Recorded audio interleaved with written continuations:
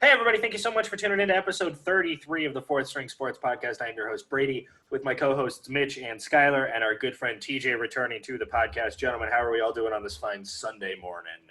I woke up shitty, man, to the Vikings trading for an elite pass rusher. So that's how I woke up this morning. I woke up to the great news that the Vikings were trading for an elite pass rusher. So.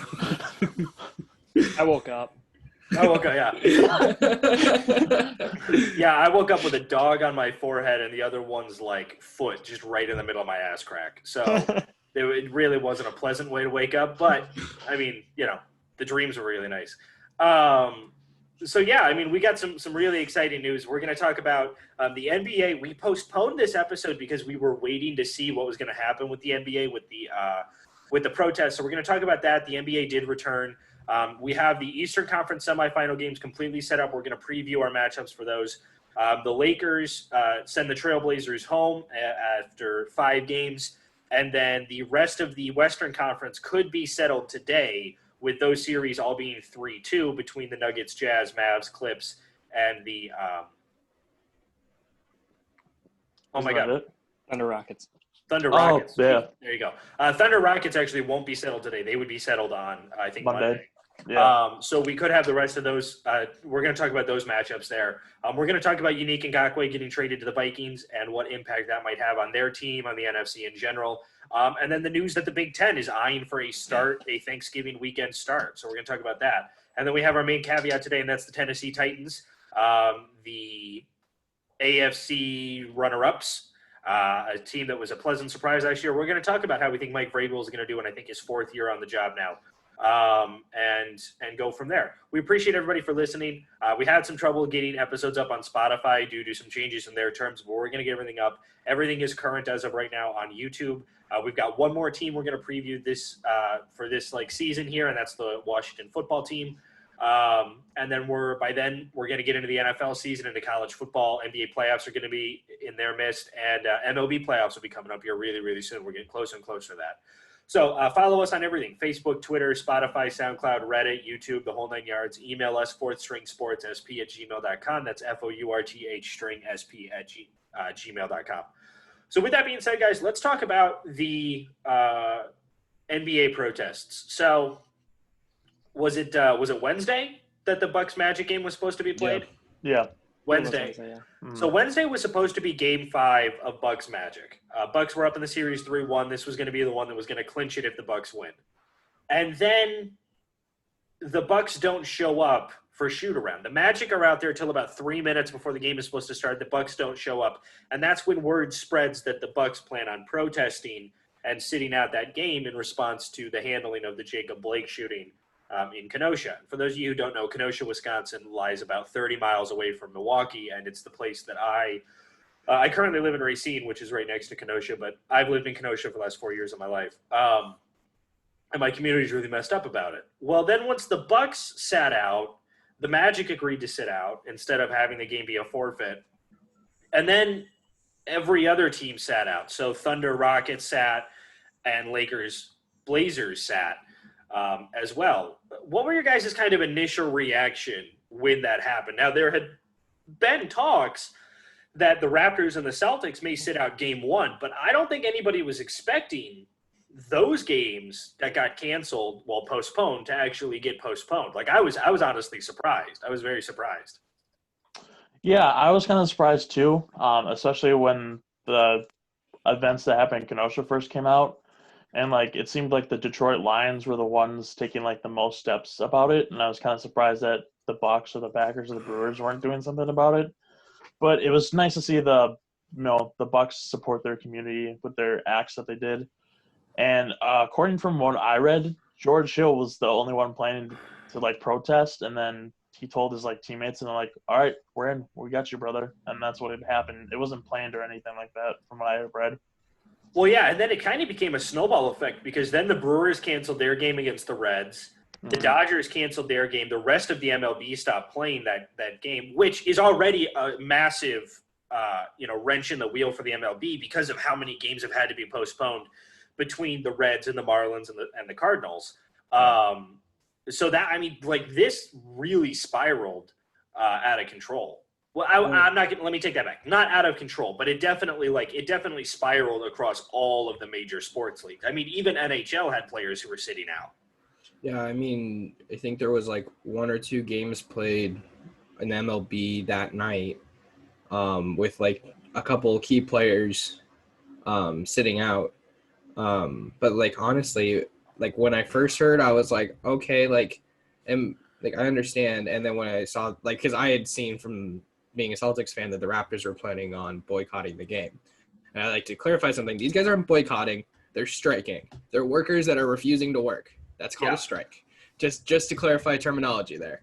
But I was like, okay, that makes sense. And then when the Bucks did it, I was like, oh shit. But it was really nice how just one team was able to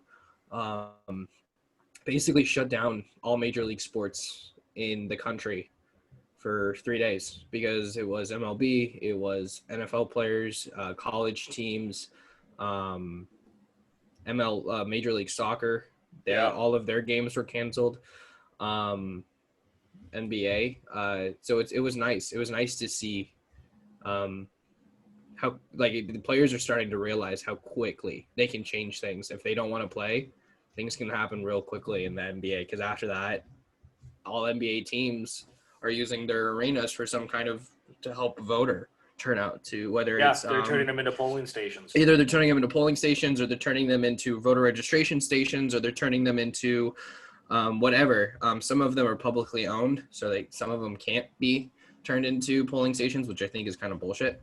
But I mean, because of one team deciding we're not going to play, a bunch of huge places are turning into polling stations, which some communities really need. Well, yeah, I mean, I think actually, like that's a really big thing about this was because in living in Wisconsin, we just had our in April we had a gubernatorial, well, not a gubernatorial, a statewide election for senators and stuff like that. And the city of Milwaukee, which is a city of roughly 2 million people, had 9 polling stations throughout the whole city. 9. Typically, I think they have upwards of 250. So being able to convert the Fiserv Forum, which is right in the heart of Milwaukee, into a massive polling station, and in the state of Wisconsin, you can register as you go to vote. It's not a thing where you have to pre-register, is absolutely massive. And it also has to be reminded that this isn't the first time the Bucks have had firsthand experience with police misconduct.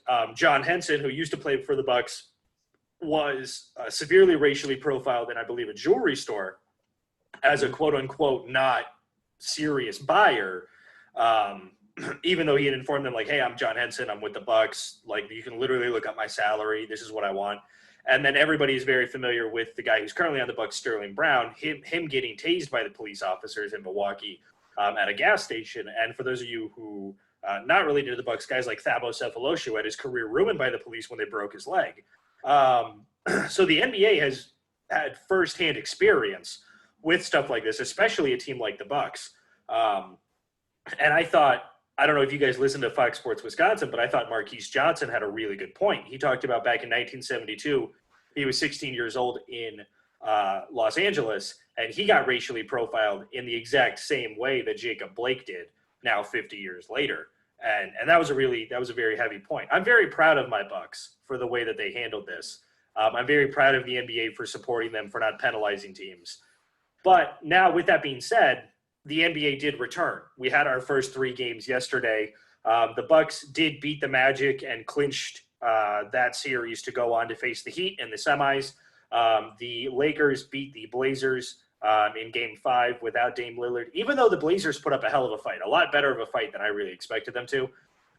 So the Lakers are going to move on to winner of Rockets Thunder, and that goes to the other game, which was that the Rockets just absolutely murdered the Thunder 117-80. So before we preview the Eastern Conference semis, let's talk about some of the remaining Western Conference first rounders that we have to get through. So let's start with Mavs Clippers, right? Mavs Clippers, this has been the most exciting series, I think, by far. But Kristaps Porzingis did leave the bubble. He will not be able to return for this series. So now that Kristaps isn't there, do the Mavericks still have a chance to beat the Clippers in each of the next 2 games? I mean, it all depends on how Luka's going to play. I mean, if he's going to drop like 40 points a night, they have a shot, but I don't think that's going to happen. And I just don't think he has enough support to go against a Kawhi Paul George team with Paul George actually playing now. So I think the Clippers are going to take this series. Well, hold on. He played good in one game. Like, let's not claim playoff P is back. He played good in one game. You know, that's what I'm saying. It looks like he could be back after the one game performance. So if that's true, then I think the Clippers are taking this series, which sucks. Yeah, if you've seen the games in which the Mavericks lost were the games that either Porzingis was ejected or left early, played his worst. So in those cases, I mean, I think that Luka can will another win out of him. But if Paul George keeps playing this way and Kawhi is just Kawhi, Montrezl Harrell's been doing pretty well. So like, there's just the Clippers are just too deep. I mean, that's why people think they can win it all. It's just that they're one of the deepest, most talented teams in the NBA. So Luka can't do it all by himself. Yeah, just the fact that the Clippers role players are really like stepping up. Montrezl Harrell's just been a huge menace down low, and now finally Paul George. Which when did he ever start becoming playoff P? So when did that become a thing? He proclaimed himself that when he was in Oklahoma City after like game 1 against the Jazz, I think, and then they got like beat in that series, and like there was a game where it was like Westbrook had 41 points, Carmelo had 7 points, and Paul George had 5. And he hasn't really, since he's claimed himself playoff P, like this was by far the best game that he played was that last one. Yeah, so I mean he's just not playoff P. No. So I think the wild cards for the rest of the series are Luka and PG. If the 35-point game for Paul was a fluke, then I think Dallas does have a chance. But if everything's working for the Clippers, it's just going to be theirs to take, really. I mean, they've won 2 games without Paul George really doing anything. So I mean, yeah. Well, I mean, not doing anything, but like not being playoff P. So I'm not like I think Luka means more to the Mavericks' chance of winning than Paul George does to the Clippers' chance of winning this rest of the series. Well, yeah, and to touch on what TJ said about the Clippers being really deep, like, I mean, if you were to just take the guys who were on their bench, like you take Lou Williams and you take Pat Beverly and you take Marcus Morris, that themselves with 2 other okay pieces is a playoff caliber team. No, you know? yeah, I mean, Montrezl Harrell? Well, I mean, Montrezl Harrell, whether it's Montrezl Harrell you take or you take Ibaka Zubac or whatever, you know, whoever you might take. Or even if you flip it out and you say, instead of taking one of them, you take Landry Shamet or, you know, whatever it might be. Like, that's a good enough playoff team for at least the Eastern Conference. Although I do want to give a quick shout out to Mark Cuban. I don't know if you guys heard what he said about Luka, which was somebody asked him, what would you do to keep Luka in Dallas? And he said if it was between divorcing my wife or keeping Luka in Dallas, catch me at the courthouse signing the divorce papers. Wow. This is why Mark Cuban continues to be my favorite NBA owner. Oh, yeah. He's just because I think he put it the best when all of this was happening and they were coming back for the restart, and they were like, well, you were kind of like the instrumental, like the leader of the owners, and he was like, no, I wasn't.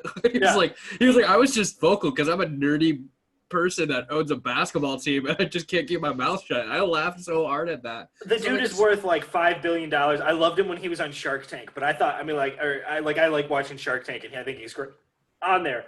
And I loved that comment because it was like that shows how serious the Mavs are towards Luka, which is really nice in the NBA when all you hear all of a sudden is superstar caliber players being like, I want to go join this super team. I want to go be a part of that super team type thing. So I agree with you guys. I think the Clippers are probably going to win Game 6 and close out this series. So let's move on here to Nuggets versus Jazz. Now, this series, I think we all predicted the Nuggets to run away with it. And the Jazz, after losing Game 1, won the next 3 games and then lost Game 5. So it's a 3-2 series in favor of the Jazz right now. Who do you got winning this series? I have the Jazz. I think that they're probably just good enough to pull out one more game over the Nuggets winning what would equivalent to 3 in a row against them. I don't know. I mean, it's definitely a toss-up. But now that it's reported that the Nuggets are getting Gary Harris back and getting that extra firepower, and we've seen how they've done like against the Jazz without him, and now they're getting him, I think this could be the little push for the Nuggets to eke out the series against the Jazz. It's just by a bit. I'm not worried about defense. I'm worried about or offensive firepower. I'm worried about defensive firepower because Donovan Mitchell has been playing lights out in this series. Well, so is Jamal Murray. So is Jamal Yeah. Murray, but the thing is Donovan Mitchell's performed very well 5 games, and Jamal Murray's performed very well 2 games. So it's like overall they both for young players players of their age, they are performing way above expectations when it comes to this series. And again, we've all said they are future superstars in this league. Jamal Murray, though, when it's going between him and Donovan Mitchell is putting up Kobe-like numbers in the series, and he average 50. He's gone 50 twice in this series. Yep. I think 50 3 twice. times. 3 times. Oh, So 3 times, huh? I'm not worried. I'm not worried about whether or not the Nuggets can score more points because I feel like they can. What they need to do is they need to stop Donovan Mitchell, and as long as they can't do that, the Jazz are going to win the series. I'm still riding with the Nuggets just because I think Jokic is finally going to figure out his place in these playoffs right now. He hasn't been awful. He hasn't been lackluster, I'd say, but he hasn't lived up to the potential that he was when the regular season was kicking off, being the ball dominant big man that he was, dishing it out to everybody, scoring at will. That's kind of been Jamal in the playoffs. Jamal's just been running it with the team. So I think if Murray and Jokic can finally start to work like they used to during the regular season, I think they're easily going to take the series. But it does fall on, can they work together? Because the Jazz are just looking like the more solid team at the moment. Yeah. So once I think those two figure it out for the Nuggets themselves, though, I think they're going to end up taking the series. Well, I think what we've seen is something that I didn't necessarily anticipate, and that's that Rudy Gobert has made Jokic look bad at times, like just sloppy. And I guess I don't know why we underestimated him. I mean, 2-time Defensive Player of the Year, should have been 3-time for his shutdown of the NBA alone. But then, what I like about the Jazz is, some of their other role players have started to step up. Like Joe Ingles, who's always been slept on, is I love knocking him. 3 downs at a clip. And he's the whitest motherfucker you could look at. Mike Conley is hitting a rhythm here that we haven't seen since Memphis when he took that team for some serious success. So that's why I like the Jazz, because I think that even if Donovan Mitchell doesn't play great, I think that some of those other guys on that team can make up for that. And when I look at who else the Nuggets really have, if Murray doesn't put up 45 and Jokic doesn't put up 20, this team has some really big question marks around it. So Well, I'm Michael Porter. okay, yeah, Michael Porter Putting up good numbers. coming up off the bench and playing 15 minutes a game? Well, and the thing that I saw too was that it's not that Denver's not a good defensive team. It's just that in their starting rotation, the weakest defender of a really good defensive team is Michael Porter Jr. So Yeah. what do you do on that? You just hammer at Michael Porter Jr. and that's been Or put Donovan. in Bobo. Or yeah, We need Bobo. I mean, Bol has gotten embarrassed a couple of times. Bulbul's about another season away from being an elite defender in my opinion. But Yeah. that's where it's come to. It's who can play better defense against these what we're looking for emerging superstars. And so far, it's the Jazz. They're playing somewhat better defense, not letting them score nearly as much. It's still the highest scoring playoff series I think so far. And So you guys are taking the Nuggets in this series. Am I right on that? I'm taking the I am. Jazz. You're taking the Nuggets. Jazz. You're taking the Nuggets. Nuggets. All right, we got a 2-2 split, so we'll see how it goes. Attaboy, TJ. All right. So then I think the other one we'll just touch on really briefly, and that's Rockets Thunder. I think the Rockets are going to win this. They absolutely dominated the Thunder. Even though Westbrook had a bad game, the team looked a lot better. It didn't help that Dennis Schroeder got ejected after putting up 21 points. He was really a huge part of that, of the Thunder being in it until he got ejected. I like the Thunder a lot. I don't know if they can keep up with the Rockets at this point. Yeah, I mean, the Rockets took the first 2 games, and I thought the series was going to be a wrap, and then the Thunder come back and make some noise, and it's just so hard to pick. But I think who am I going to trust more in this series? And I think the Rockets have been more consistent than what the Thunder can do. So I got to roll with the Rockets in this game. Yeah, I think the Thunder could probably push it to a game 7. But if by then Westbrook should have his feet back underneath him and being who we know Westbrook can be. So I like inevitably I can't say words. Sooner or later, the Rockets are going to win the series, whether it's at 6 or 7. That's just how it is. I think just having Russell's leadership and just energy back on the court is just going to just boost the Rockets in general. I mean, they've already looked like the team that's going to win the series, and now that Russ is back, I think it's just – I don't even think it's going to – I think it's going to go to 6. They're gonna win. Yeah. Was it Monday, right? I think they play Monday, yeah. Yeah. So I think I don't think the Rockets are gonna have the chemistry now that he's back, like up to 100%, but just the fact that he is back, bringing that energy, bringing that leadership that we saw on the bench that he was giving out there, but now that he's on the court, I think it's just gonna boost the Rockets. All right, so then we'll on the next episode we should have at least the Western Conference semis set up here. So let's go over to the East where we have all the 2 semi games set up. Let's start with the 2 versus the 3 seed. That is the Raptors, who swept the Nets, against the Celtics, who swept the Sixers. So let's just go season prediction or series prediction here. I have the Raptors winning this series in 6. I think this could go to 7. I wouldn't be surprised if it does. I think for a safe bet, though, I'm probably going to go with 6. The Celtics have looked really good. Absolutely, don't get me wrong. And I think that they can push the Raptors really hard. It's just after the Raptors bench put up 100 points alone just against the Nets, the Raptors dominated the Nets in a lot of different ways. I like Nick Nurse. I like what he's bringing to the table. I think Fred VanVleet is really coming into his own. Kyle Lowry still looks really dominant.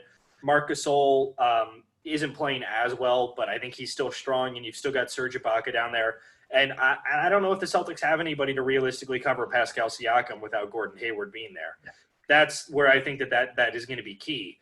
If Pascal Siakam plays really well, this series is still probably going to go to 6. If he doesn't play well, this is where it could go to 7. But if I'm putting money on it, I'm going to say Raptors in 6. Yeah, I think I have to agree with you. I also have them going in 6. I just think that, when you look at the Celtics team, the obvious weak link is at the center position. And I think Marc Gasol can exploit that a little bit. If you look at the Raptors-Bucks series last season, when we didn't cover Gasol, he made us pay for it. And I was constantly angry about it. Why aren't we covering this guy? When he's open, he'll get his shot. So I just think that he could be a mismatch and could be a secret weapon. And then, I don't know. I just like the Raptors overall as a team, just with the starting lineup. And then I think their bench is really good for them. So I think it's going to be a close series, but I'm going to have to go with Raptors in 6. Raptors rely on creating turnovers and scoring in a transition. They have one of the best transition offenses in the league. On the flip side, though, the Celtics have the best transition defense in the league. The Raptors have a horrible half-court offense, or not horrible, but horrible for a playoff team. 16 in the league, and there's only 16 teams make the playoffs. So it's going to be a close series. If I'm going to put money on it, I'm going to say Celtics in 6, because Ooh, shocker. I'm surprised he went to 6. 7. I could see it going to 7. 2. 2, yeah. Lose the will to live and forfeit the other 2 games. They all get COVID mysteriously. I think the Celtics are hands down the best defensive team in the NBA. I was kind of shocked that Marcus Smart wasn't a finalist for Defensive Player of the Year. Just how he is. He's definitely a first team all defensive player. And then just Jaylen Brown and Jason Tatum. I will admit those two, Jason Tatum and Jaylen Brown, need to score in isolation in order for us to win. But I have trust in the Celtics, so we'll see. I'm going to say I'm going to do Mitch and Brady one better. I'm going to say Raptors in 7. I actually for being a Bucks fan, I actually like what Boston's doing. I like how Kemba's been playing. Tatum and Brown are a really scary duo there at the 2 and 3, and then having Marcus Smart, who I thought has been playing absolutely insane in the bubble, defensively and offensively.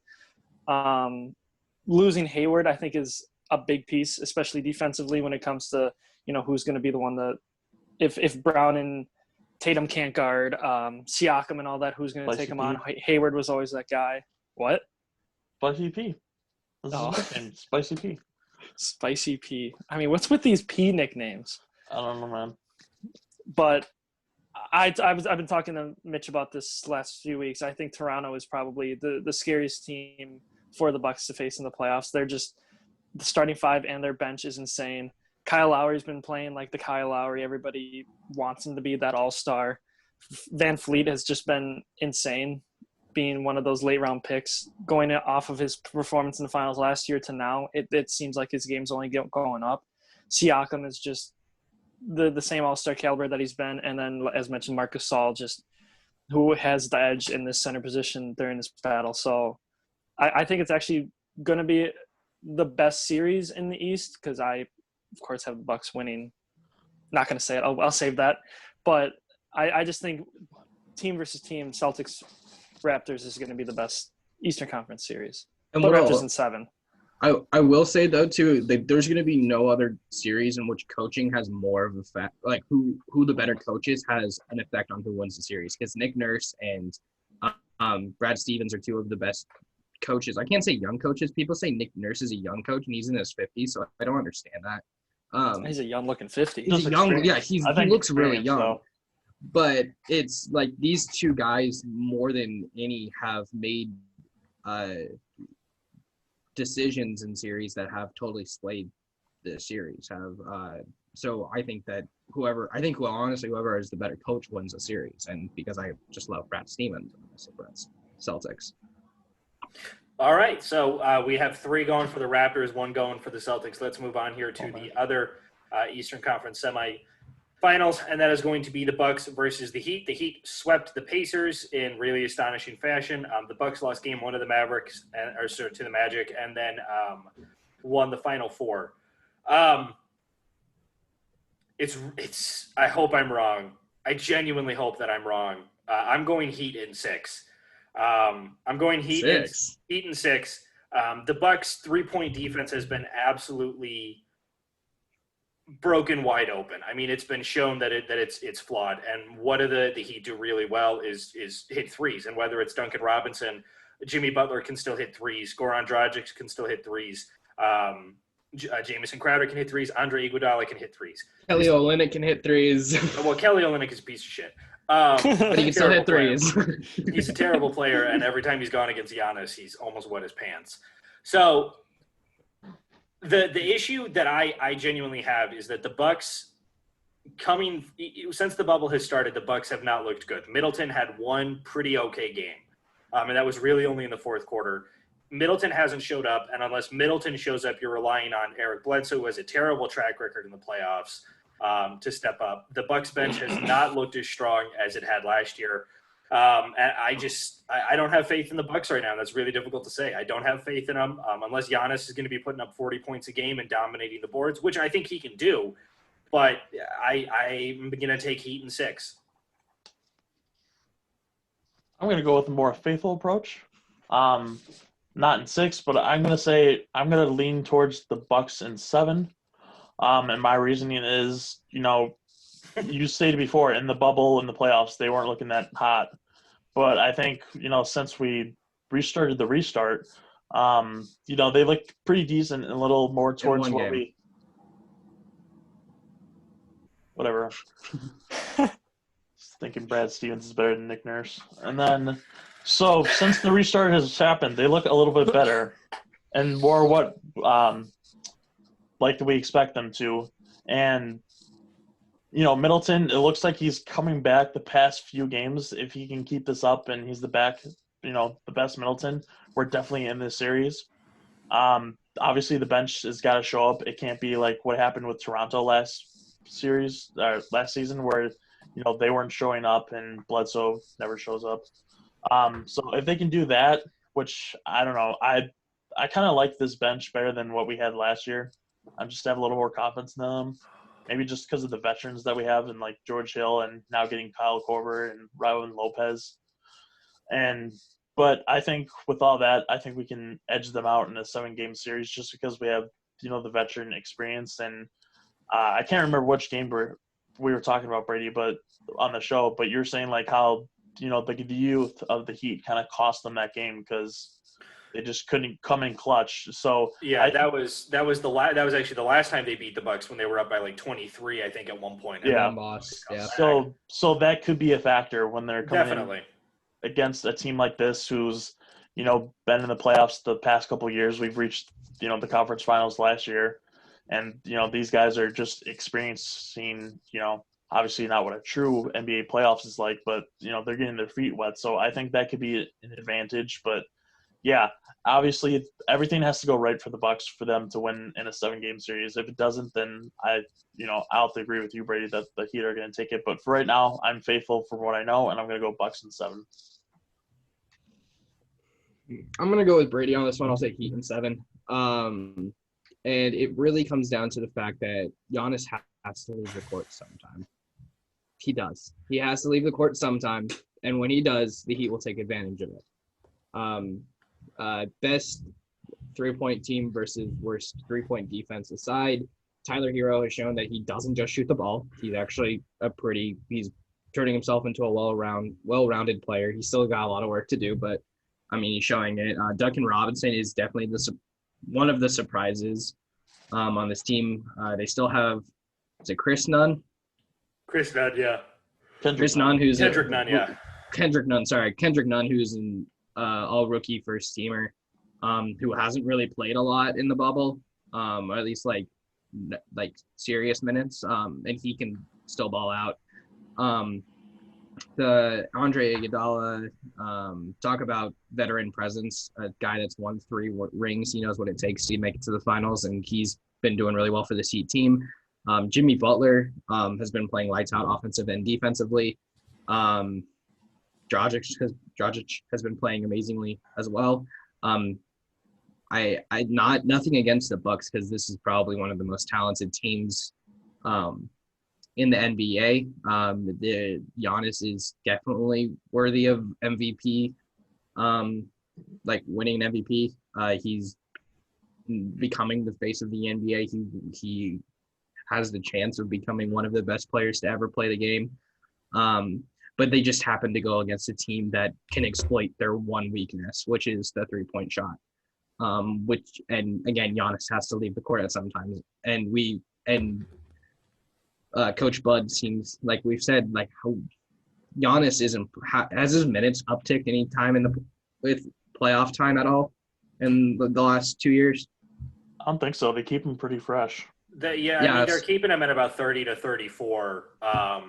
They'll usually play him like most of the first quarter, and then he'll sit. I think it's usually like 4 minutes left in the first to like about 6 minutes, about halfway through the second, and then he'll pretty much play the rest of the game after that.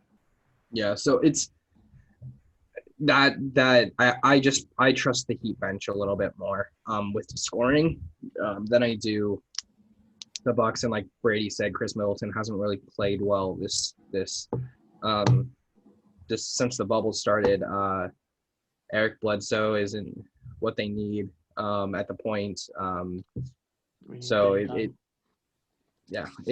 just have to see. It's the East semifinals are going to be great series to watch in general, but I got to take the Heat on this one. All right, TJ?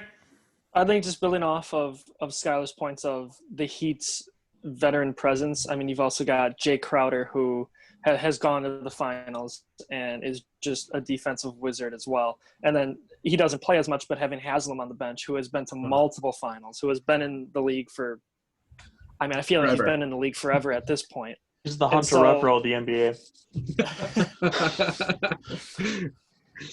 But then also having, the super athletic big men of Derek Jones and Bam Adebayo, who I think is going to give. Oh yeah, I didn't even mention Bam. Brook Lopez. Bam. Yeah, it's going to give. I think they're going to give Brook a run for their money. Brook is also really stepped up his defense this year, but he's not as athletic as these dudes. Derek Jones can jump above the the hoop almost at this point. Like, he's so athletic. But I am faithful, and I am with Mitch. I'm going to say Bucks in 6, of course. I just think I don't see the Bucks looking like they did in Game 1. Right? It was Game 1 they lost to the Magic, Yeah. right? Yep. Game one. Yeah, I don't see them looking like that. The real playoff P, Pat Connaughton, dude's going to be a huge presence off the bench. Dante, who is my second favorite Buck on the team. Dante is just all around, I think, a really good role player, and I think he's going to step up in big roles. I think Chris is going to have a game or two where he isn't at his peak performance, but I think we're going to see the Chris that is going to, like, the duo between him and Giannis. I think they're both going to really play well. Brooke is going to be not as big of a role offensively this series, but defensively, having to stop Jimmy's presence down low, having the hedge out on Robinson and Tyler Hero for their shooting. So I think he's going to play a big defensive role. And then the bench in general, just with George Hill and Kyle Korver, that veteran presence, having even more veteran presence than last year. I think it's going to be a very good series. The Heat, other than the Raptors, are a scary, very scary team. But, I mean, Brandon Jennings, Bucks in 6. There you go. I think one thing to really point out is that the Heat give up a lot of turnovers a game. And if you go back and you watch those games against the Pacers, one thing that the Pacers couldn't do was score off of turnovers. What's one thing the Bucks do really well? Score off of turnovers. I think that's where it's gonna come down to, because if the Bucks can frustrate the younger guys like Hero and Robinson and Nunn and some of those guys and cause them to create turnovers, which we saw in the bubble game when the Heat blew a 20-point lead. Now, granted, that was without Jimmy Butler in that game. Keep that in mind. But if they can create turnovers and then score points off turnovers, the Bucks have a massive advantage in transition. Because who in transition is going to stop Giannis? Like honestly, Me. Maybe Bomb. Like Bomb has the like Maybe. he'll try it. He'll try Yeah. it. Whether or not he'll Feels actually like succeed. Like whether or not he's a physical defender. Like he'll try it. Whether or not he succeeds is a completely different thing. But he'll try. But one thing you saw with the Magic was that when they were doing that, that's when guys like Vujovic and some of the other guys started to get into foul trouble because they try to stop Giannis in transition and they foul him. And granted, Giannis is a miserable free throw shooter, but he doesn't have to make the free throws if the other team's stars are running 3 or 4 fouls heading into the fourth quarter. So that's something to keep in mind there. It's due to some time constraints, we're only going to touch on the rest of it very, very lightly here. Yannick Ngakoue got traded to the Vikings for a second-round pick and a conditional 5th. It could move as high up to a 3rd, depending on if the Vikings go to the Super Bowl and some other stuff. How do you guys feel about this trade, just super briefly?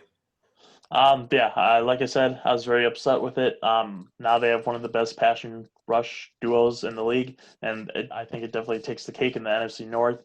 It definitely boosts up that defense, which we said is terrible. Even though they still have a bad secondary, I think he could help out the defense overall. But obviously, cap constraints are going to come into play. Yeah, cap constraints will come into play, but I think for at least this season, this makes it a three-way. This is definitely not a three-way race for the NFC North because, I mean, the Vikings. I already had him at 8-8, but adding him just makes it better. Just makes them better as a defense, which we all kind of agreed was one of, like, besides this Harrison, besides the Lions. But they have a good secondary, and now just adding, or at least good safeties, but adding a pass rusher makes them a dangerous team. I don't follow NFL transactions or anything, but if the Vikings get anybody good, which sounds like I have no idea what happened, but yeah. I hate it. So anything to help the Vikings, I don't like it. I hate the Vikings. He's baby Khalil Mack. Let's put it that way. Yeah. Oh, great. I don't know if he's baby Khalil Mack. Just put in terms he can understand. Sure, he did really good. I can understand that one. He did really good as a pass rusher with a really shitty team. Yeah. Where did he come from? Jacksonville. So that goes into the next thing, which is Jacksonville got a second-round pick out of a guy who didn't want to play for him, and they opened up the cap constraints. So that's really big for Jacksonville. The other thing that we'll talk about, the Big Ten is eyeing a start for Thanksgiving football. They're looking at Thanksgiving being the end date, like the last possible day they could start football. They're hoping to start it, from what I saw, about mid to late October. So we'll see how that goes, but that's just something we're going to keep an eye on. So now let's get into our let's get into our main team today, and that's the Tennessee Titans. The Titans last year, really the underdog. What about what's list? Oh, Yeah, that's what right. about We our have the what's what's list. We have our what's list. Who posed the question this week? That was me. Mitch. Mitch did. All right. So who? Yep. So Mitch, what's the question, and who goes first? All right, so I think Skylar goes first, and the question is the top 5 heartbreaks we've seen in sports, personally. Okay. I had to relive some horrible moments to have this list together. So thank you, Mitch, for causing me pain. Number five was kind of more of like a sympathy pain, but it was recent and I remembered it. It was a 2018 Rose Bowl, Oklahoma versus Georgia. My grandfather's a huge Oklahoma fan. We went to a bar to watch the game. Oklahoma got up big. They were doing so well. We were all so happy. They were going to go to the championship game. We thought that they could do it. I loved seeing Baker Mayfield play, and then they lost. Yep. And that was hard. Jake That from was State real. Farm, man. Jake from State Farm. Jake from State Farm. That was real hard to watch, honestly, because there were times where you could see it could happen where like Sony Michel would just go off for 80 yards and score a touchdown. But then they couldn't do anything else.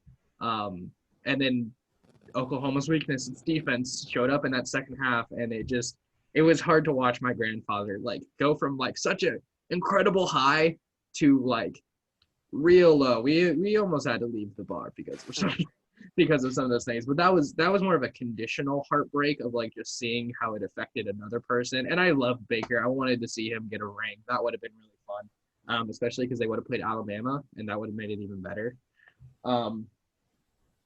Number 4, 2015, October 10th, Nebraska versus Wisconsin.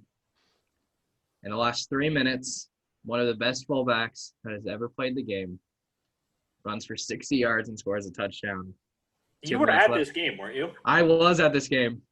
2.5 minutes up on the clock. My grandfather looks at me and he goes, Nebraska scored too quickly. And I was like, no, we got this. Our defense was actually pretty good in 2015 too.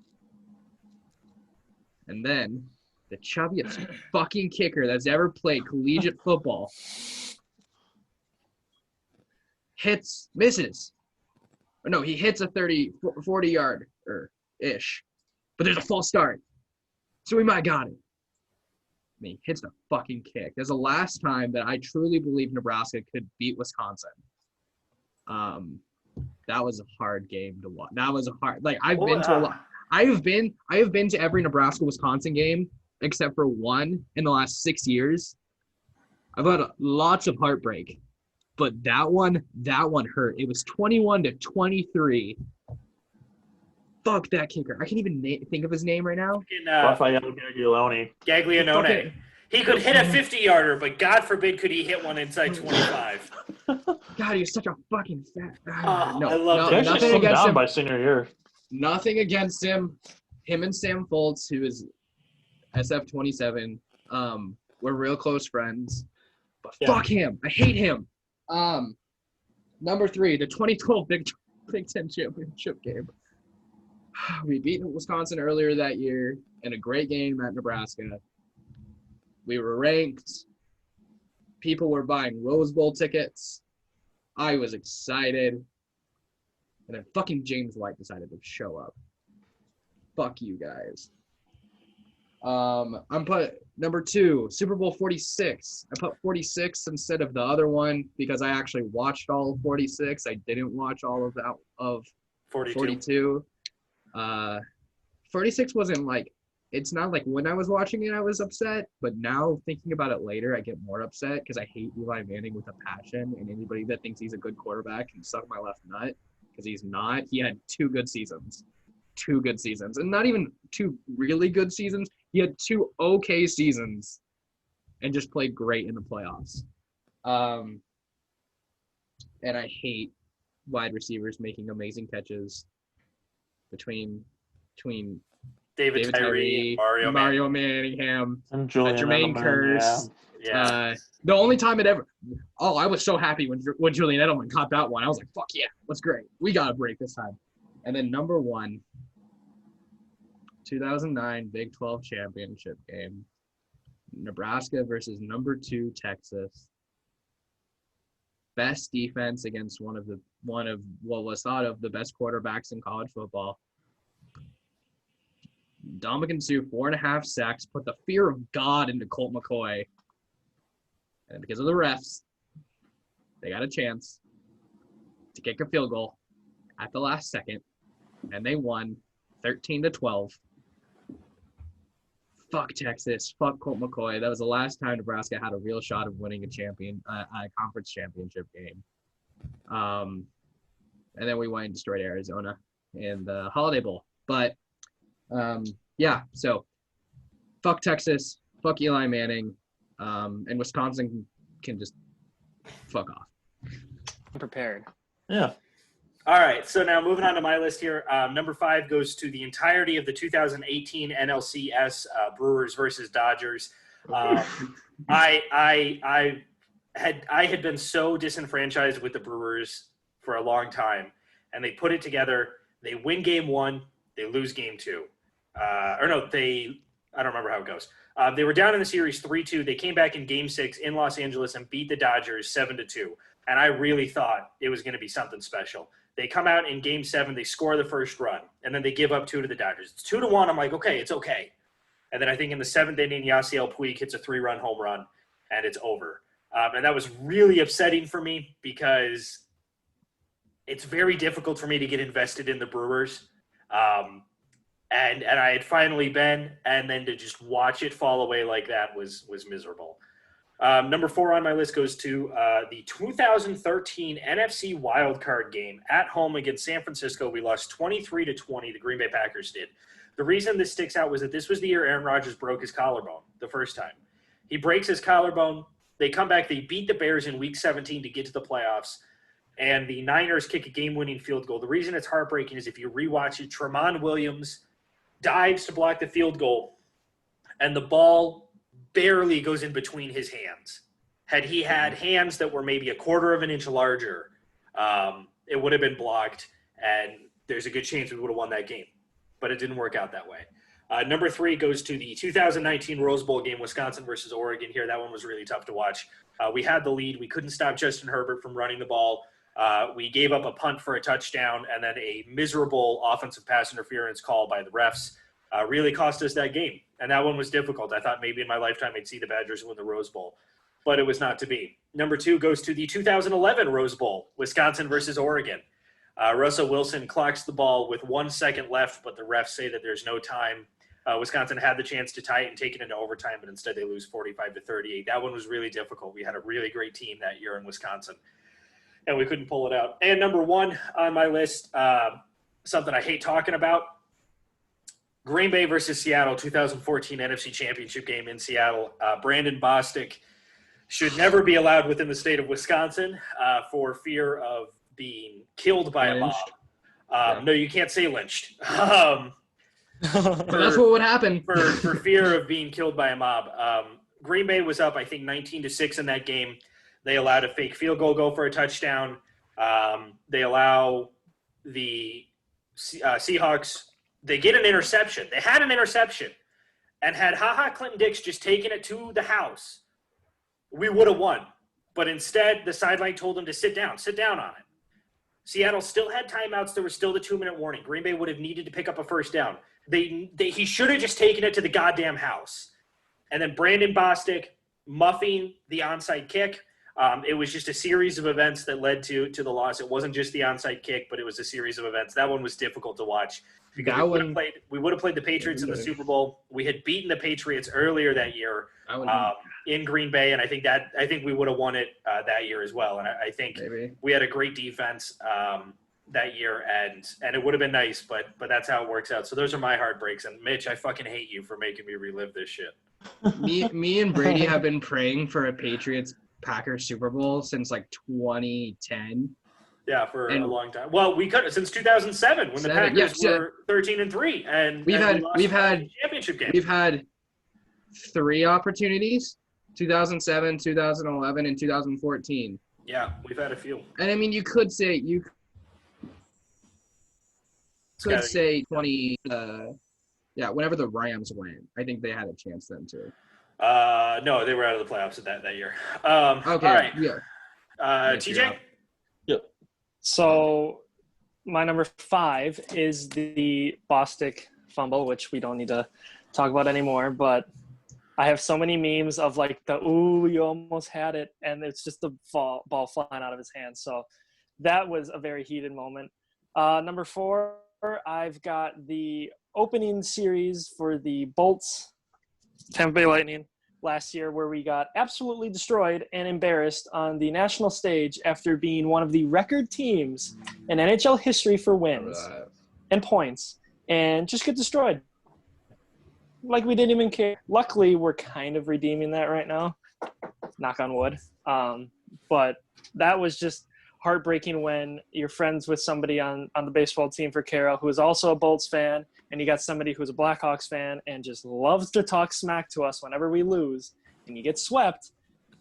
Not by, I mean, they weren't, I don't even remember who it was because I don't even care about that series anymore. But Obviously, you don't just care to get about destroyed and then get embarrassed. No, I don't care about it because I don't want to live that down anymore. Regular season champs. Ooh. Anywho, so yeah, that's number 4. Number 3 was the Badger loss in 2015 in the national championship to Duke. That is one of the only games in the world where I have ever cried. So just to feel that in my heart, watching that team who was just so likable lose in such a way after beating the undefeated Kentucky Wildcats. I mean, it was just, that was heartbreaking. Number 2 was the Game 7 against the Dodgers, like Brady said. Just to see a team who was so easy to rally around in Milwaukee, which haven't been around since Beast Mode with Nigel Morgan, Prince Fielder, all them, what was that, 9 years ago? So Early Ryan to see Braun. them lose to, yes, Very early console. Ryan Braun, Yeah. Flo Braun, Corey JJ Hardy, Hart. all those guys. And then to have a team like this, Corey Hart.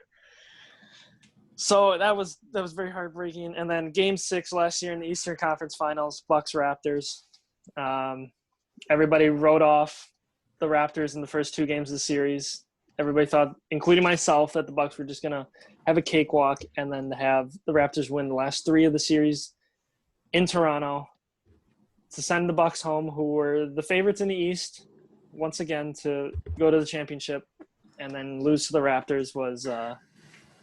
Ooh, that hurt. My family didn't want to be around me during that series.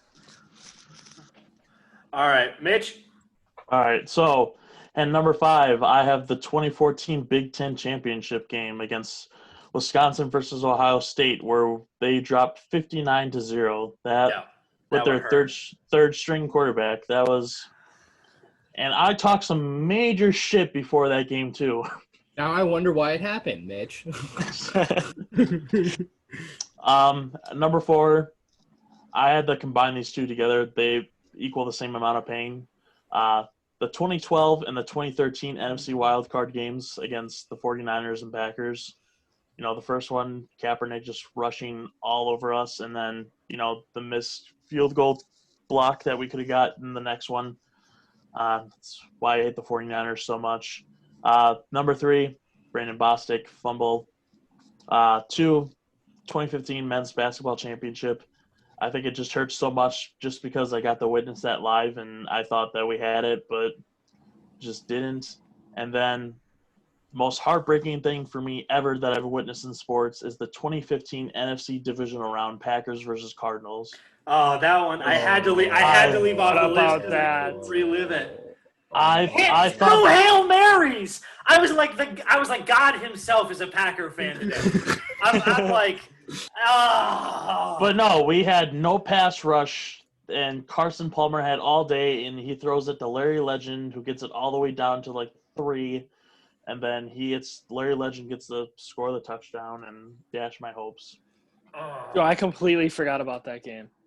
Brady, That's a game that's like blocked in the back of my memory. Brady, you say that just reminds me of the Family Guy episode where Peter and the guys go to God to tell him why he hates ask him why he hates the Patriots, and then they have to spend the rest of the episode trying to make Bill Belichick smile. Yeah. So that they can win more. It was. I was like, when he hit that first one on 4th down, and he rolled out, he whips it up. Janice comes down with it. I'm like, all right, we got a shot. Like, we have a shot. And then when he rolls out to his left, he's got two pass rushers coming on him. The Cardinals came with a blitz. No one expected it. He whips it up. Janis wasn't even in the shot of the screen. And he comes out of nowhere, catches it between two guys. I'm like, oh, my God. Like, I'm losing my mind. I'm watching this with my dad. I'm losing my mind.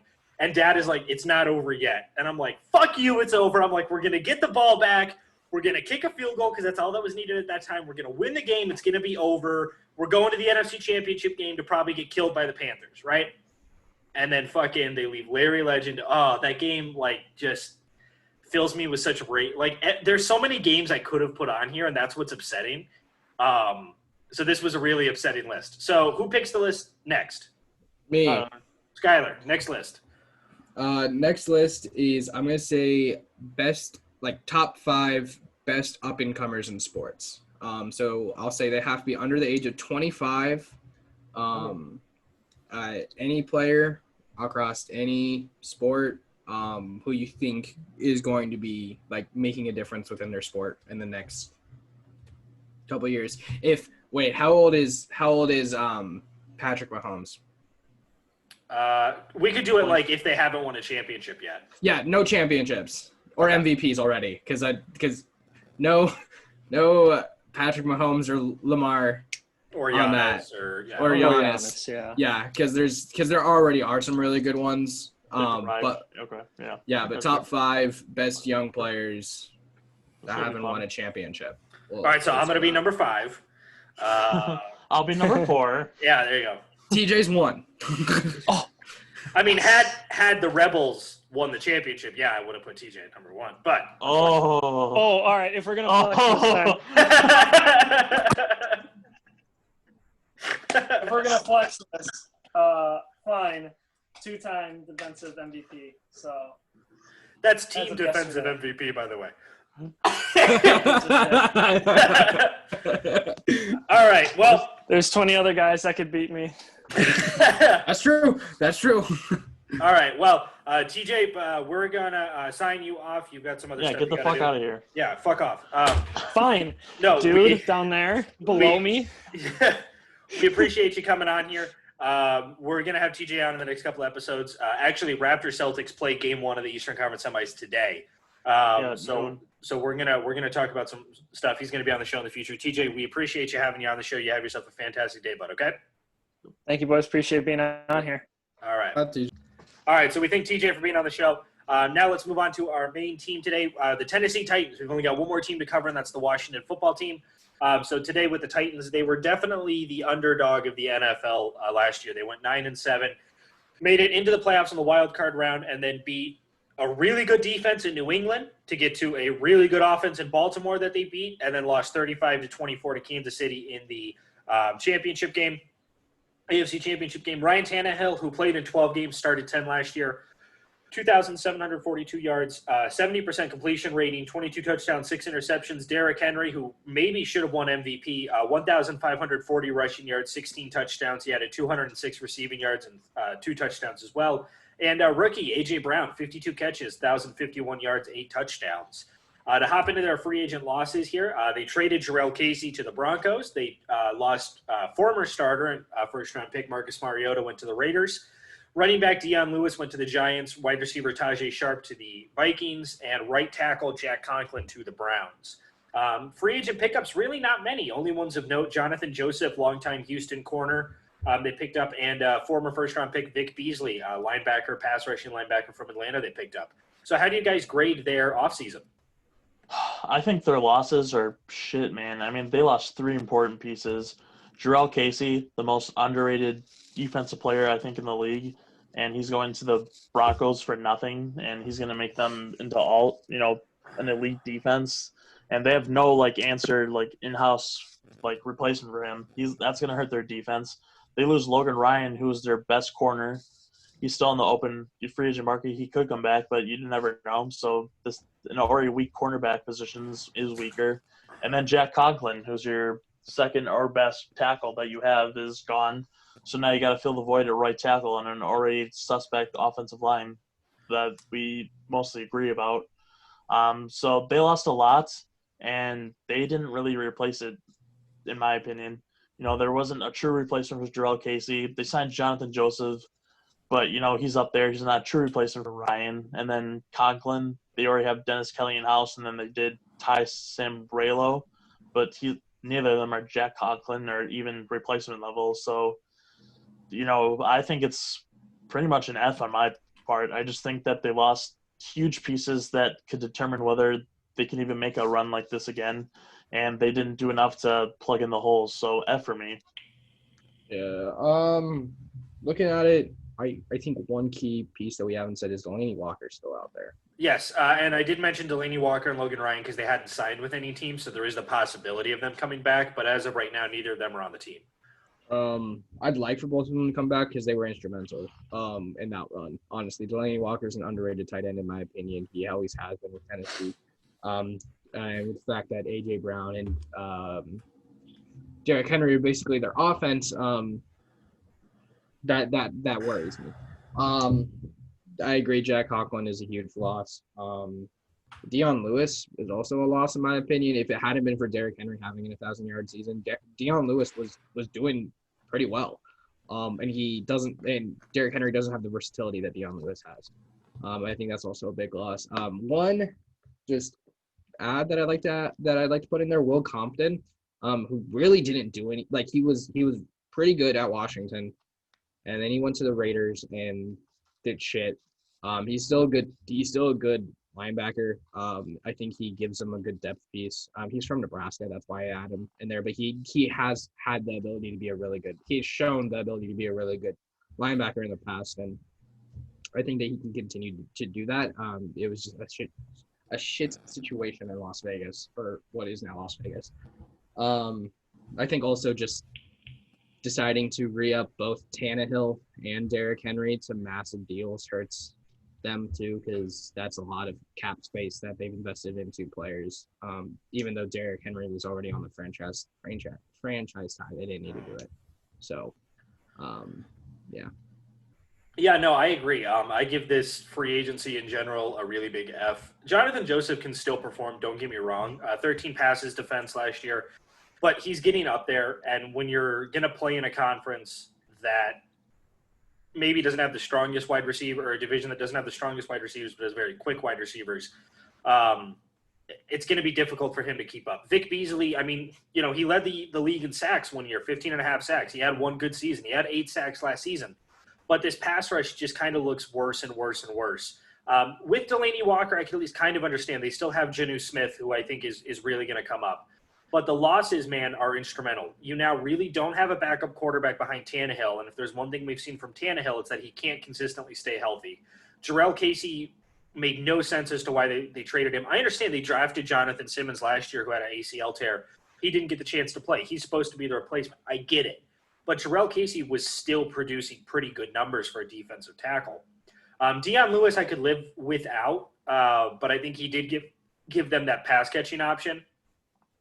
Tajay Sharp just depletes that wide receiver room. Right now their wide receiver room is really just Chris Humphries and A.J. Brown, and that's really it.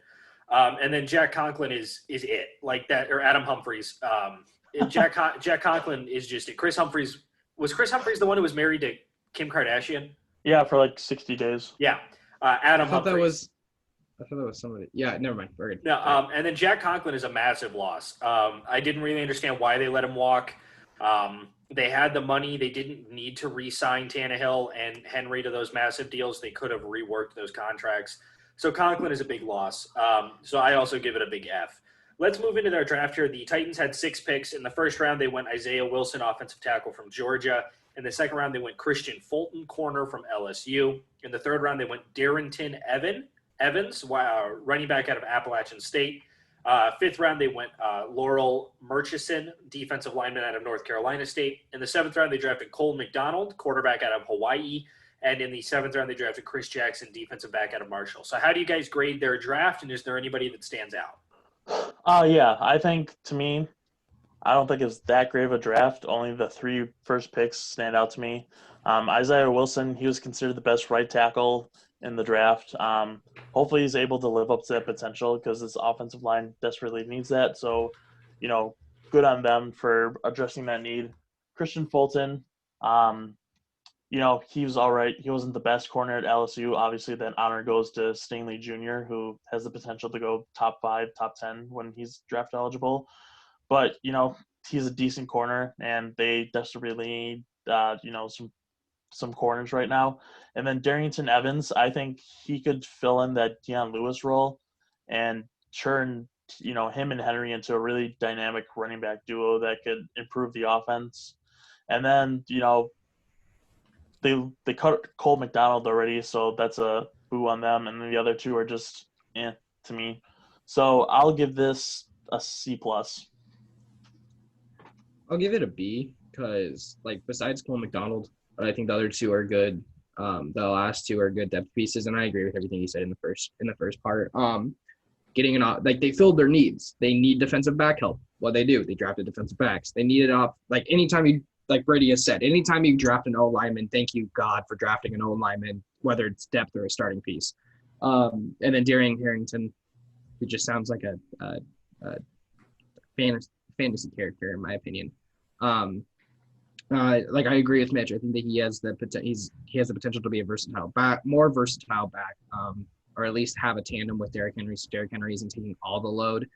The only thing I wish that they had drafted was a wide receiver, some kind of wide receiver, not a first round or a second round, because this wide receiver class is really deep. 3rd, 4th, 5th, whatever. Instead of Cole McDonald, who you cut, draft a wide receiver, what you need. But yeah, I'll give it a B because they had needs that they filled. The only one that was kind of the outlier was Cole McDonald. So I'll give it a B. I actually give it a D+. I'm not a really big fan of this draft. Isaiah Wilson is a really good run right tackle. He's not a very good passing right tackle. And I understand this Tennessee Titans team wants to run the ball, but they're still going to find themselves in situations where they have to pass it. And when you have when you have the other left tackle they have, the kid from Michigan. Oh, Taylor Lewan, who, again, he's not a solid left tackle pass rushing or pass blocking. This team is just going to be built to run the ball. And when you run up against a team that can actually stop that, they're going to get into some serious trouble. I agree with Skylar. I would have liked to see them draft a wide receiver. We talk about 5th, 6th, 7th rounds. Guys like Devin Duvernay, KJ Hill, Donovan Peoples-Jones were all there, were all available. That could have been serious assistance to this team. Christian Fulton, I don't think he's a starting corner right now, but I think he's going to have to play starting corner. I think him and Jonathan Joseph are going to split a lot of reps. I don't like their secondary position really at all. They've got one good safety. They've got an okay corner in Adoree Jackson. And then other than that, it's difficult to look at. Their linebacker core isn't great and their pass rush is bad. And they didn't draft anybody for the defensive line until the 5th round. The one pick that I think does save it is Darrington Evans. I love this kid. I absolutely love this kid. 255 carries, 1,480 yards, 18 touchdowns at Appalachian State. He can be a monster. He's very quick. He can catch the ball. I think he can add a lot. But this Titans team had a lot more questions to be answered than spending the picks that they did. The Cole McDonald pick never made sense to me. The Chris Jackson pick didn't really make sense to me. The Murchison pick didn't really make sense to me. I felt like they probably could have helped their linebacker or pass rush core more in the 2nd round than going with the defensive back. So I give it a D+ because I don't see anybody on this team actually elevating the play of the team really in the near future. And that's why I give it that bad of a grade. So let's rank this team here. So where do we put the Titans? In or in need of a rebuild, in or in need of a reload, 8-8 playoff tier or Super Bowl caliber tier team? I think as constructed right now, they're definitely a playoff team. Offensively, I think they have all the components in place that spurred them on their run last year. The offensive line is a little bit worse, but, they still have some, Lewan at left tackle. Ben Jones is a pretty decent center. So we'll have to see that. And then obviously the defense is going to take a step back, but they do have some nice players in there that could keep it from, just dropping all the way down. But I think for them to go any higher, it all depends on Ryan Tannehill and the defense. With Ryan Tannehill, is he going to be what we saw last year, or is he going to revert to what we saw in Miami all those years? And then as it's only going to go as far as how the defense is able to play. If they're able to kind of replicate what they did last year and maybe elevate a little bit, then obviously they could go into that, make a playoff run. But if they don't, and they take a really big step back, like, I think you expect them to, Brady, then obviously playoff, making the playoffs is their cap. If they were in any other division in sports, they'd be in a reload. Like, honestly, if they weren't in the AFC South, they would need a reload because the AFC South is shit. If they were really in any other division of football, but they benefit from the fact. East. No, they couldn't. The East has too many good defenses. The one thing in the South that nobody has is a good defense. Houston, Jacksonville, Indy has a better defense, but not a good defense. The idea that it relies on Ryan Tannehill and that defense scares me, honestly, because Ryan Tannehill, even though he was the best quarterback in the NFL last year, that's not sustainable. He's not going to be able to continuously do that. Because they're in the AFC South, they're a playoff team. But their offensive line scares me in how bad it is. And, I mean, Marcus Mariota got sacked 25 times in 6 games last year. Mhm. That's 4 times a game. That's not good. I stand by the fact that Marcus Mariota wasn't the problem with this team. No, I agree. It was their offensive line, and then because Tannehill did so well, people blamed Marcus Mariota. Yeah. And I really want him to do well in the league because he's a really good quarterback. He's one of the most efficient. He's one of the most efficient college quarterbacks, and I think he can replicate that in the NFL. But no, because they're in the AFC South, they're a playoff team. If they were in any other division, they would be in need of a reload, at least on that offensive side. So I have this team as an 8-8 team, and the reason is that I am expecting the rest of the AFC to be a lot better, right?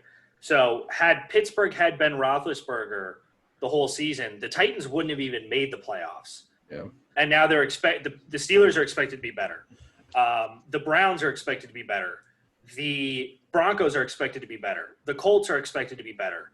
The Bills are expected to be better. The Jets are expected to be better. Now, are all those teams going to be better? Who knows?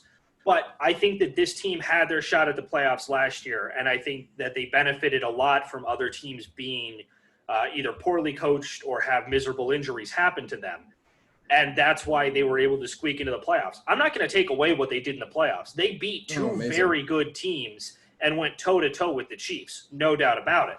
And we're beating the Chiefs, like 17-7 at some point in that game. But I don't see that this team has the ability to replicate that if you're going to rely on Tannehill to play the whole season, if you're going to rely on Henry to play the whole season, if you're going to rely on really one wide receiver and one slot wide receiver, and then your defense has big questions. So that's why I put them at 8-8. I think that this team didn't do enough to replicate, and I think the rest of the AFC is going to be better. So that goes into our season predictions where I have the Titans going exactly 8-8.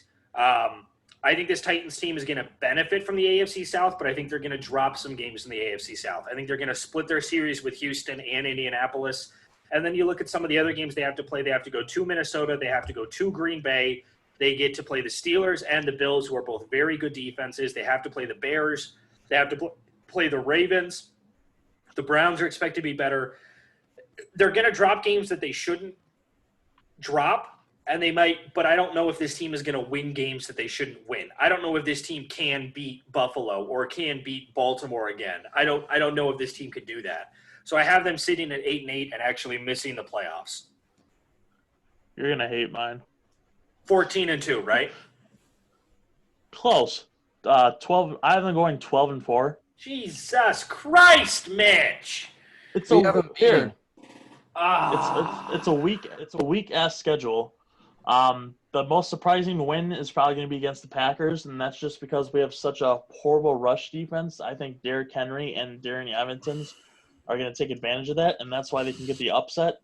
And then the most surprising loss for the Titans is probably going to be the Vikings, just because we said how bad the defense has been and the offense is looking But with now Ngakoue joining that defense, the pass rush Hunter and Ngakoue, I think, is going to take advantage of this bad offensive line, and that's going to be their key to victory. But, I mean, there's not that many great teams on here. I mean, they play the Steelers, and I have them beating the Steelers just because Hargrave left. So I don't see like that key like defensive player in the middle that could stop Henry. I mean, they did get Wormley, but I don't think he can stop Henry. So that's kind of that mismatch. If Hargrave was still there, then yeah, I'd give it to the Steelers to win.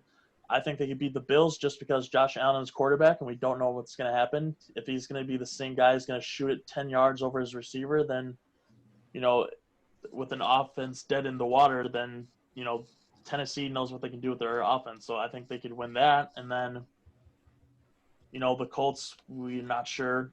And then, playing the Jacksonville Jaguars and the Lions and the Texans, there's easy wins for them. So I just think, with the combination of what their schedule is and some of the mismatches they have against some of these top tier teams, their cap is definitely 12-4, and I think they could do it. Otherwise, if they can't do it, then 8-8 is probably the most realistic then. I'm going to split the difference between the two of you. I'm going to say 10-6.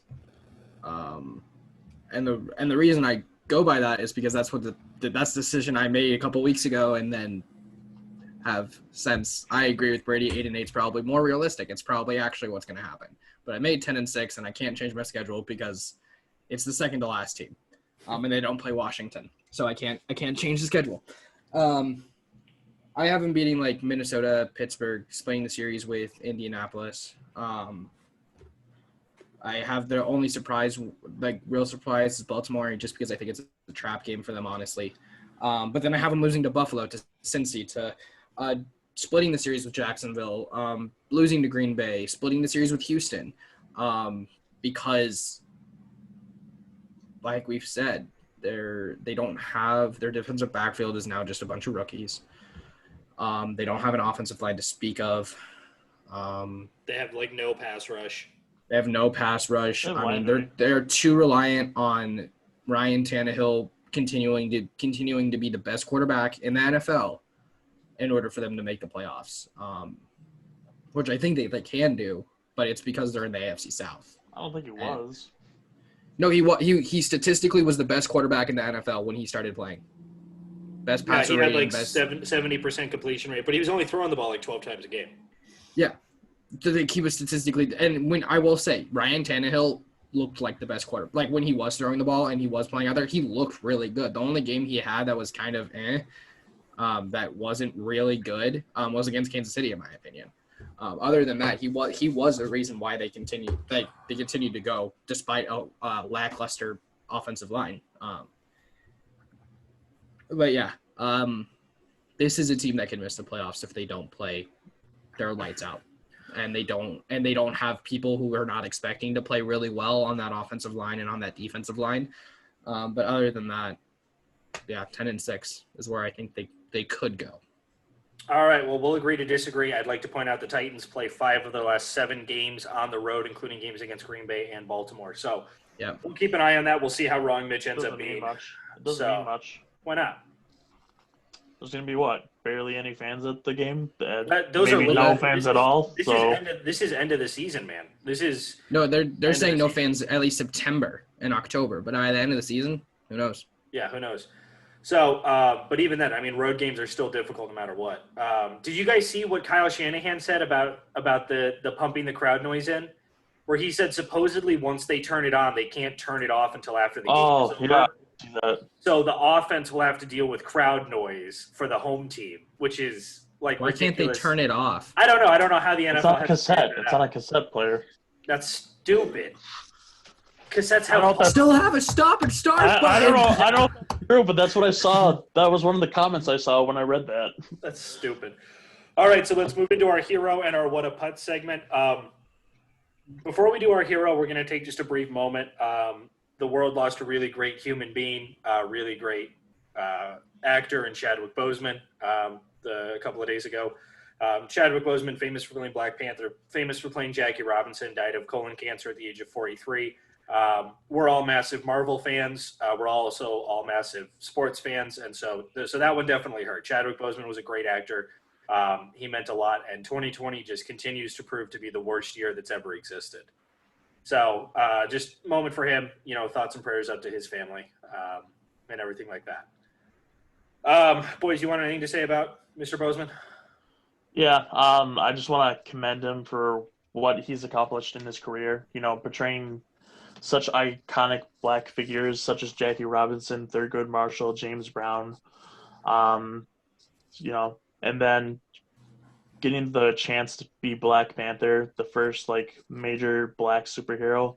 And at that time, I think he was at stage 3 colon cancer, and he could have easily said like, you know what, I got cancer. I kind of want to deal with that. I don't know if I should be taking this role. He's kind of like, nah, I'll deal with the cancer because I know how much this means to the black community and how much of a role model I could be and how much influence and all that. And he took it on, and nobody even knew for 4 years. And you know, he's a legend in my book, even though he's not, you know, the most like famous or whatever. But for what he's did and who he was as a human being, he's definitely a legend. Yeah, I don't think anybody besides probably Robin Williams when they died was I more shocked, and like brought to tears, just from losing a good human being. Like Mitch said, the amount of black just icons that he portrayed, and he himself becoming T'Challa. Like it's like Jackie Robinson, Thurgood Marshall, James Brown, like he said, like those are massive people within Black history in America, and people are gonna remember him. Like he made a lasting legacy. There are kids now that realize that they could be superheroes because of him. There are kids that realize that they can do anything in this world because of him, and he was Jackie Robinson. He embodied him, breaking barriers, setting it so other people understood that they could do the same thing. Yeah, the world lost a really good person. Yeah, it's a sad day, so keep that in mind. But let's move on to our hero segment. So our hero of the episode is a segment we do when somebody does something, a sports player, a team, a moment that's funny or that's comical or that we just want to point out. Mine goes to George Hill of the Milwaukee Bucks, and it's not for leading the strike. It's because when the Bucks started their Game 5 game against the Magic, people noticed George Hill wasn't out on the floor for the national anthem, and he started to get some serious flack for it. And after the game, a reporter asked him, George, why weren't you out there for the national anthem? And he said, do you want the honest truth? And the reporter was like, yeah. And he said, well, if you guys know anything, you know that for the last 4 years, I take a pregame shit. And unfortunately, this one just went a little bit longer than I had expected, which I think everybody can relate to. He's my hero just for being brutally honest about it, because not many guys can just be like, yeah, I was just taking a dump. And he said, like, I just didn't want to go out halfway through the national anthem because I thought it would be disrespectful. So he's my hero just for being that brutally honest with the reporters. I think it's hilarious. My heroes are tied. One's a player, one's a former player. Jacoby Brissett, I'll start off with, you know, leading his team and making sure they're, you know, all registered to vote and stuff. I think that's huge given the state of our country right now and, you know, what a majority of sports players are protesting right now. It's critical that they're registered to vote and their voice is heard, and that's how you lead change. And then the other one is to the GOAT, Michael Jordan, for what happened, you know, this past week, him being a liaison between the players and the owners. I think it's just critical and why it's important that, you know, we see, you know, a former player being an owner in the NBA and being a black owner at that, where it's few and far between, and him being that like bridge and trying to keep everything together. You gotta commend him, because if you saw, you know, the documentary that just came out, and he was kind of like, when it came to this kind of stuff, and now the kind of role he's kind of playing, I just got to commend him for that. My hero is Kenny the Jet Smith, because during the player strike, because that's what it was a strike, Kenny, on air, jeopardizing his job, said that he couldn't think and he couldn't, in good conscience, be on the air while the players were taking a moment to shine a light on racial injustice in our country. And he, on air, took off his mic and left this TNT set. And I have to commend him for that, because his job was on the line, because you can't, like, a lot of studios wouldn't let you do that. Thank you, Turner Broadcasting, for not sacking him at that moment and letting him do what he needed to do. I appreciate that. But Kenny, good job, man. I appreciate it. All right, so now we'll move on to our what a putts. Now this is the polar opposite of the hero. This is a player, a moment, something the team did that is rather upsetting. We're actually going to let Mitch go first because he has a little bit of a tangent that he would like to go on. All right, so as you viewers know, I usually do two people, but I think this one person deserves it, and there's no comparing it to. So former Bears linebacker Brian Urlacher made a very controversial Instagram tweet or Instagram post, and then was liking some controversial things. So I'll start with the post he made. He said that Brett Favre played Monday Night Football game the day his dad died, threw 4 touchdowns in that first half, and was a legend for playing in the face of adversity. NBA players strike the playoffs because a dude reaching for a knife wanted on a felony sexual assault warrant was shot by the police. And then he went on to like on Instagram a picture of Kyle Rittenhouse that says "Free Kyle Rittenhouse, Patriot Lives Matter." So I think this is such a huge issue to me for him to say that kind of thing, comparing, a player's dad dying and him deciding to play, and then he has a good game, comparing it to NBA players who are standing up for a cause of, something, oppression that's happened in this country since its inception, really. Saying that, that's not good enough, that's not brave enough trying to demonize a guy who was shot 8 times and paralyzed for life, saying, oh, he was reaching for a knife, oh, he had a felony and all that, and that kind of justifies it. Because in that moment, he wasn't the guy with the felony. He was the guy trying to break up a fight for the police, and then he goes to his car, and a witness said that, he wasn't going for the knife. He was checking on his 3 young sons, which is totally understandable. It makes more sense than a guy trying to grab a knife when there's 4 police officers with guns there. I think all 3 of his sons are also under the age of 4, I believe, right? Yeah, at least 2 of his sons are. Yeah, and he's checking on them, and he gets gunned down, and he's saying that that's warranted, and and then thinking that Kyle Rittenhouse, a guy, 17 years old, bringing an illegal weapon to another state, and basically, he's not protecting anything. He's not a fucking patriot. To me, he's a murderer and a terrorist for what he did. He wasn't protecting lives. He came there with the purpose of trying to kill people or intimidate, and that's what he fucking did. And to think that he should be freed, and there's other people who think this.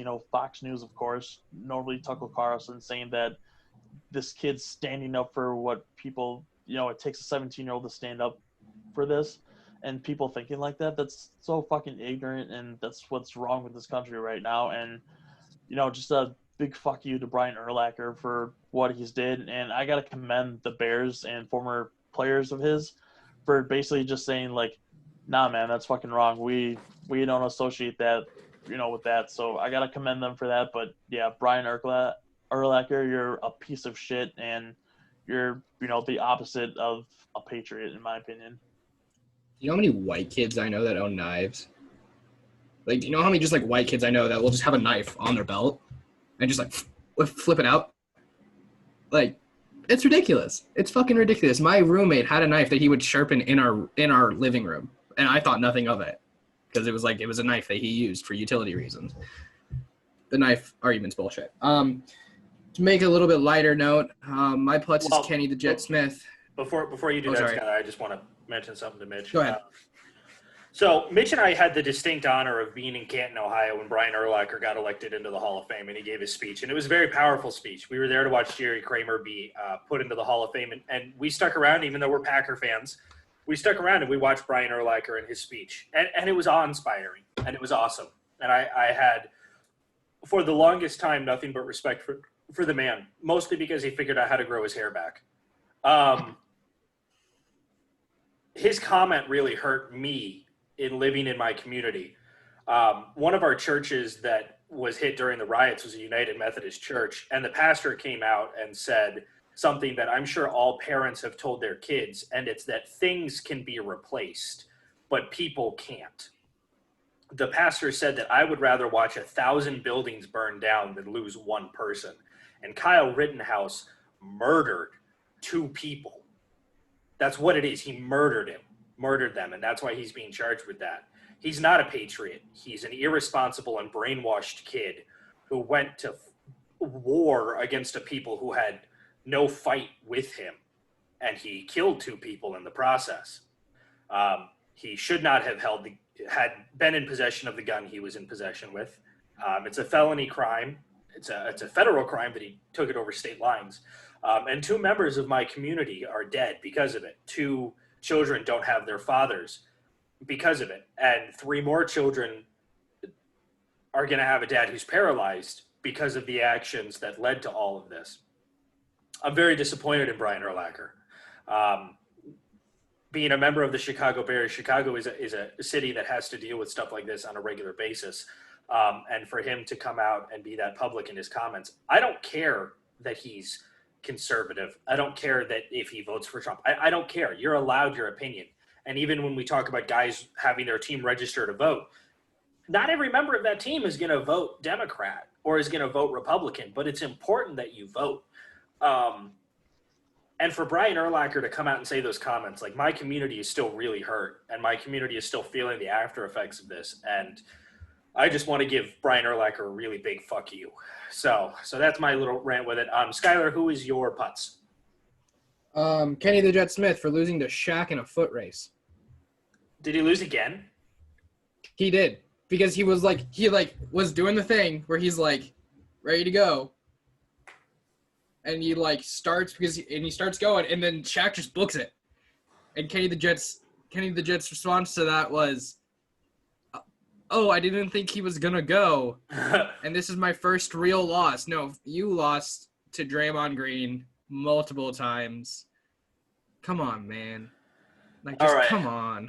So mine goes to Charles Barkley because after the Trailblazers beat the Lakers in game 1, he pulled out a broom claiming that the Lakers were going to get swept. And hey, maybe it looked like they were, right? Lakers played bad. Trailblazers didn't play great, but played good enough.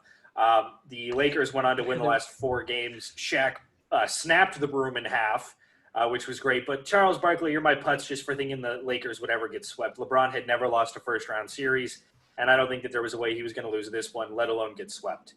So that's my putz. We thank everybody for tuning into this episode. Before I do just closing stuff here, boys, was there anything else you wanted to talk about? Oh yeah. We still have open spots in our fantasy football league. So if you want to, try to kick our ass at fantasy football, go ahead. I'll put out another link on our Twitter and Facebook page since I did that a couple of days ago. So I'll obviously get it current in your feed. So please join us. We'd love to play you. Yeah. Thanks, Mitch, for stealing my shit. But Sorry. it's like the one thing I do. It's the one thing. But no, yeah. Fantasy football, we're up to 8 right now. I can expand that to 20-some, but we're not going to do a 20-some football. That would just be insane because all of the good players would be gone. But yeah, besides that, fuck you, Brian Urlacher, because I'm the only one that hasn't said it. And my dad being a Bears fan, he was really upset. And then, yeah, fuck you, Brian Urlacher. There you go. Fuck you, Brian Urlacher. So on that note, we've got one more team left to cover, and that's the Washington football team. We're going to cover them on our next episode, which is going to be on Tuesday. TJ should be back with us for that. We're going to get all the episodes posted. We just had some issues. All the episodes are up on YouTube, so you can watch them on there, and then you can listen to previous episodes, and the new ones are going to be up on Spotify and SoundCloud. You can follow us on Facebook, Twitter, YouTube, Spotify, SoundCloud, the whole 9 yards. And you guys can email us, fourthstringsp@gmail.com, fourthstring@gmail.com. We appreciate everybody for listening to episode 33 of the Fourth String Sports Podcast, and we will be back for episode 34 here coming soon. Everybody have a fantastic day. Stay safe, and keep your eye on the NBA playoffs. Night, guys.